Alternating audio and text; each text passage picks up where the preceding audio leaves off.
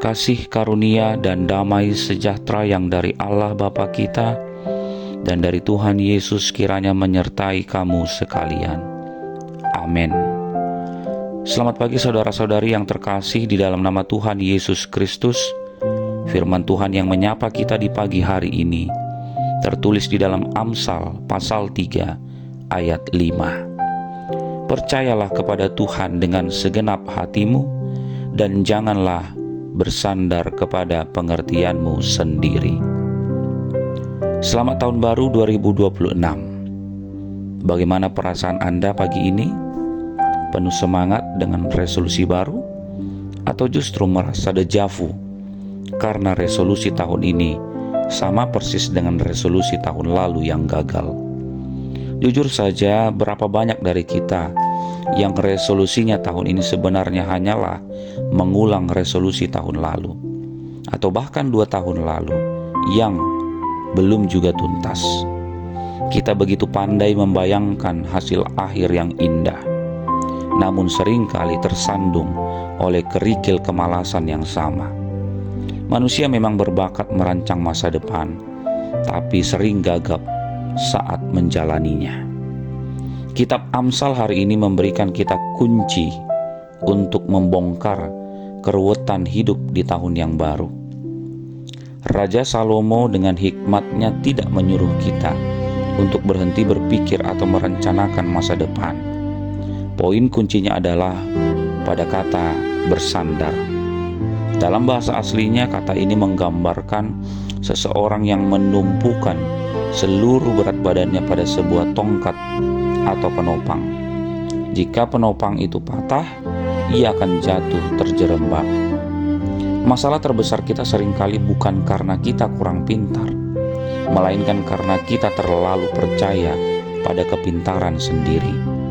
Kita sering memperlakukan Tuhan seperti ban serep, hanya dicari saat ban utama bocor di tengah jalan.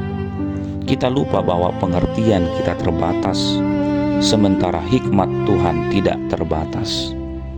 Martin Luther King Jr. pernah berkata, "Faith is taking the first step, even when you don't see the whole staircase." Iman adalah keberanian melangkah pada anak tangga pertama, sekalipun kita belum melihat keseluruhan tangganya. Di awal tahun 2026 ini, kita mungkin belum melihat apa yang ada di bulan Desember nanti. Tetapi Tuhan meminta kita untuk tetap melangkah dengan iman, satu hari demi satu hari.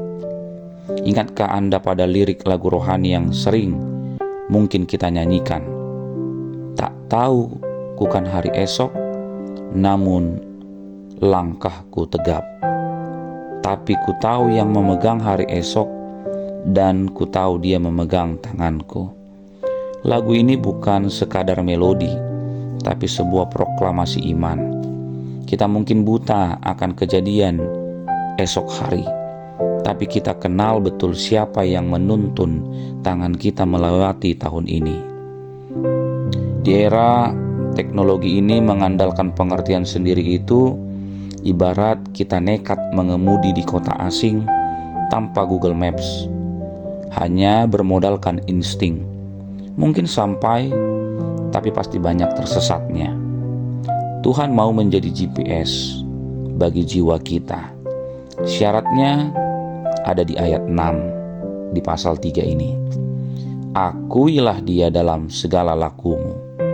Mengakui dia berarti melibatkan Tuhan dalam setiap detail, mulai dari keputusan karir hingga cara kita mengelola emosi di rumah. Saudara sekalian, kita sedang berdiri di halaman pertama dari 365 halaman kosong tahun ini. Jangan terburu-buru menulisi setiap lembarnya dengan ego dan ambisi pribadi semata.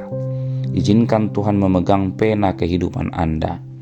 Biarkan Dia yang mengedit rencana-rencana kita, karena cerita yang ditulis bersama Sang Pencipta pasti berakhir jauh lebih indah dan bermakna daripada skenario yang kita paksakan sendiri.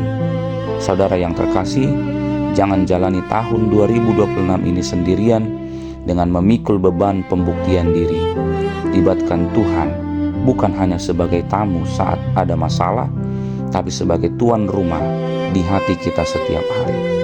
Mari ganti kecemasan akan ketidakpastian masa depan dengan kepastian penyertaan-Nya.